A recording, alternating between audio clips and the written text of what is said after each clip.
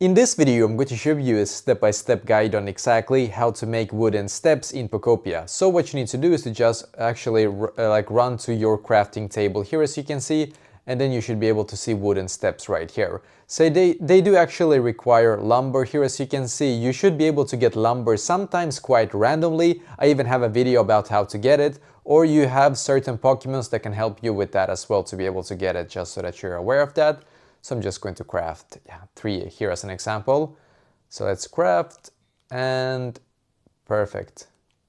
Now I am going to place the steps as well, of course, for my Pokemon to be able to... I don't know why he actually went down there, but that's kind of weird. But yeah, I'm just going to place it right here now. Oh, actually I made 20, okay. Okay, let's see if my Pokemon can walk. I don't think he can, so I have to place one here as well. And yeah, basically, as you can see, that is actually exactly how to actually make and place the wooden steps in Pokemon Pokopia.